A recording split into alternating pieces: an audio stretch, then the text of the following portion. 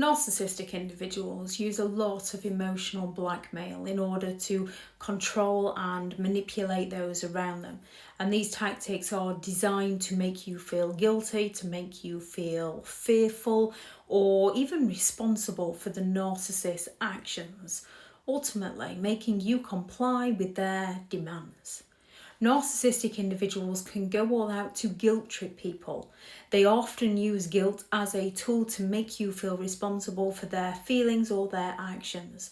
They can say things such as, "After all I've done for you, this is how you repay me," or "If you really cared about me, you'd do this for me." And this makes you feel like you're indebted to them, like you owe them something, even when their demands are unreasonable. Narcissistic individuals go all out to play the victim in the reality that they created. They often twist situations to make themselves appear as though they are the victim. They can claim that you're the one that's always attacking them, you're the one that's always hurting them, that nobody else understands what they're going through. And this tactic is designed to make you feel responsible for their suffering, to manipulate you into helping them even when they are the ones causing the issues. They withhold affection, attention, support, love. A narcissist will use love as a tool for manipulation by withholding affection and attention until you comply to their demands. They can claim that they're just not in the mood to talk to you right now, or that you've really hurt them so they need some space, or because you dared to say no to them or stand up to them. This can make you feel anxious and it can make you feel desperate for their approval. They can use threats of abandonment.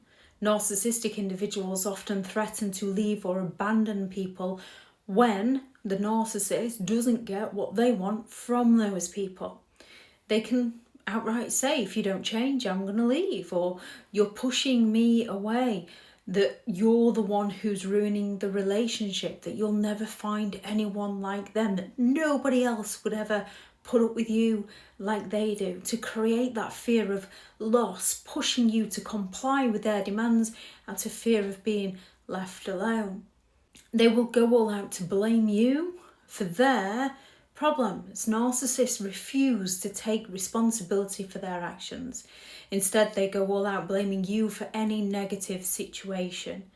They might turn around and claim if you hadn't have done that, then they wouldn't have had to have acted in that way.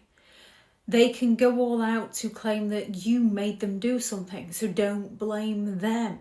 And it forces you to internalize their problems and feel guilty for things that are actually out of your control. They use fear and intimidation. Many narcissists can use fear or intimidation in order to control you.